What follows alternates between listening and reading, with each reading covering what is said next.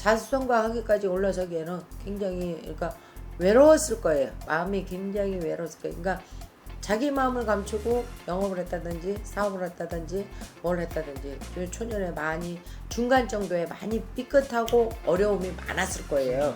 네, 중년에. 안녕하세요. 반갑습니다. 반갑습니다, 선생님. 네. 네.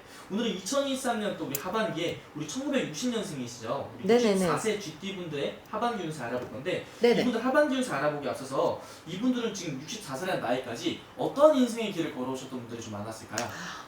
대기만성형이에요. 그러니까 참 열심히 살아와 주신 거는 고맙고 감사하고 또 용기 있게 살아주신 거 열심히 사는 거는 대환영을 해요. 근데 우여곡절이 많았을 거예요. 지금까지 살아오면서 내가 큰 그릇이 되기 위해서 얼마나 열심히 막 이 집 저 집 다니면서 이 집 저 집 다닌다 그래서 뭘 얻어먹으러 다니거나 빌리러 다니거나 뭐거나 그런 건 아니에요. 그래서 문전 두들겨서 영업을 한다 그러면 문전 두들겨서 내 거를 성취시켜서 그만큼 열심히 사는 거예요. 자수성가했다고 보면 되죠. 네, 지금들은 자수성가했네 이렇게 얘기를 하지만 자수성가 하기까지 올라서기에는 굉장히 그러니까 외로웠을 거예요. 마음이 굉장히 외로웠을 거예요. 그러니까 자기 마음을 감추고 영업을 했다든지 사업을 했다든지 뭘 했다든지 초년에 많이 중간 정도에 많이 삐끗하고 어려움이 많았을 거예요. 중년에. 네, 중년에. 그러니까 30이 넘어서면서부터 40대 40대 후반 정말 내가 이렇게 하면 어떻게 되는 건 아닐까? 내가 죽는 건 아닐까? 우리 가정 우리 집은 어떻게 될까? 내가 망하면 안 되는데 이런 걱정들을 참 많이 하고 사셨을 거예요. 그래서 마음고생을 굉장히 심하게 하셨던 거는 맞아요. 좀 어떤 이유 때문에 가장 큰 이유가 있던 사람의 배신이죠. 너무 믿었기 때문에 내가 이제 나는 밖에 가외적으로 나가서 일을 해야 되기 때문에 안에서 책임을 맡겼다거나 서류를 맡겼다거나 또 이제 믿었기 때문에 친구를 데려다 놔서 같이 동업을 했다거나 이런 경우가 있다 보니까 그런 사람에 대한 배신 때문에 너무 힘들게 정말 좌절 아닌 좌절을 겪었을 건데 그거를 잘 어떤 면으로 보면 53세, 54세 이후로 좋아지기 시작을 하면서 57에 성취를 시켰다고 7, 8에 성취를 시켰다고 보는 거죠. 그래서 지금까지는 성공을 이뤄놓은 거예요. 그러니까 그동안에 살면서 마음고생을 안 했던 건 아니지만 우여곡절이 많았겠죠. 희노애락이라 그래요. 뭐 누구나 알고 있는 사실이긴 한데요. 근데 요 경우가 57이 넘어서면서부터 안정권에 들어서 굉장히 괜찮아요. 그래서 열심히 사셔서 정말 너무 대단하시다고 제가 성공하신 분들은 너무 대단하시다고 보는데요. 사업적이나 자식이나 안정권에 들거나 이렇게 들었을 거예요.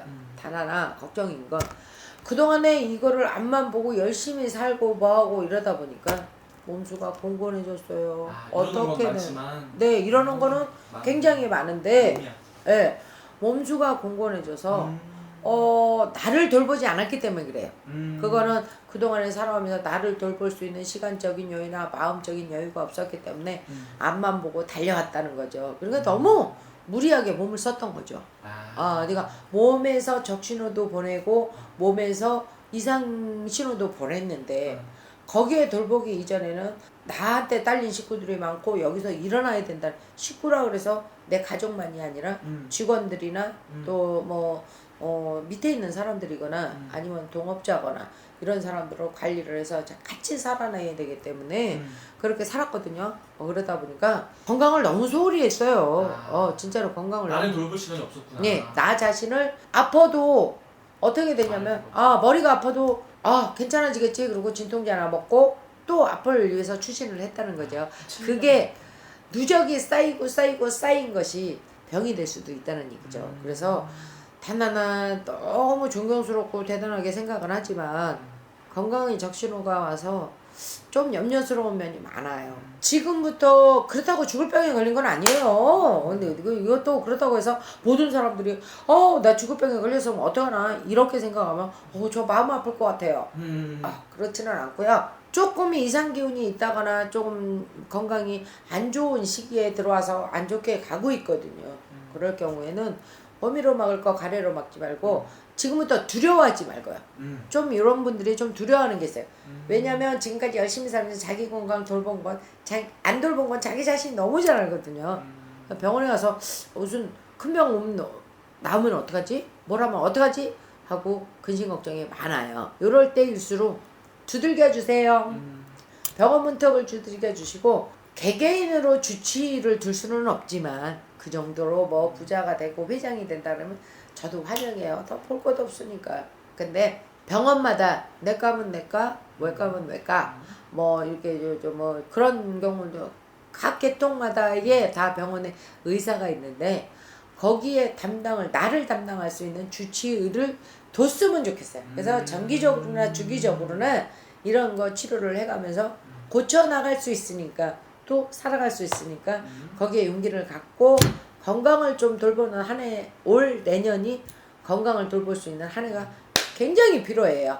그래서 꼭 건강 돌보세요. 그쵸. 많이 일어놓고 하나도 쓰지 못하고 병원 문턱을 두들긴다 그러면 누워있다 그러면 아무 소용이 없어요. 부귀영화도 아마 누구나 아는 사실 기본인데 가끔은 때로는 너무 열심히 살다 보니까 뒤로 젖혀놓거나 잊어버리거나 바빠서 못 갔거나 시간에 짬이 안 나서 못 갔기 때문에 그런 거니까 여기서부터 다시 치료하면 그걸 다 누릴 수가 있어요.